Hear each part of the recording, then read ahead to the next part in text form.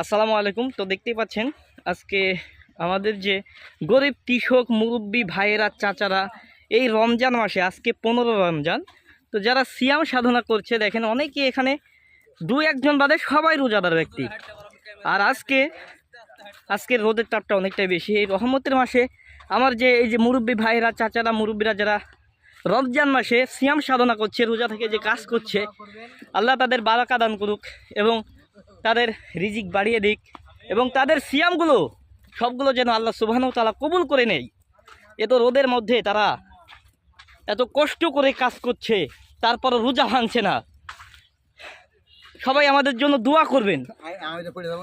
না, আল্লাহর হেদায়েত আছে আমাদের কাছে, আল্লাহর রহমত আছে। এই রহমতের মাসে যে আমরা এই রোজা থেকে আলু বাসা কাজ করছি, এটাই আমাদের কাছে অনেক কিছু।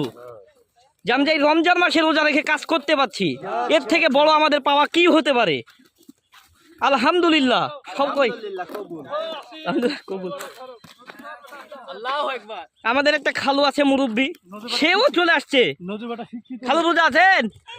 আলহামদুলিল্লাহ আলহামদুলিল্লাহ। এই মুরব্বীর রোজা আছে, এই মুরব্বীর রোজা আছে। তো বুঝতেই পারছেন এই রহমতের মাসে এই আমার কৃষক ভাইরা চাচারা মুরব্বীরা খালারা খালুরা কত কষ্ট করছে। খালারা রান্ধা দিচ্ছে, ওই রান্ধন খায় চলে আসছে। তো আজকে এই পর্যন্তই। আমরা এই রমজান মাসে রোজা রেখেছি, আলু তুলছি। আমাদের জন্য আপনারা দোয়া করবেন যেন আমাদের সিয়ামগুলো আল্লাহ সুবহানাহু ওয়া তাআলা কষ্ট করে আল্লাহ সুবহানাহু ওয়া তাআলা যেন এই কষ্টের ফল আমাদেরকে দেয়। সকলে বলুন আল্লাহুম্মা আমিন।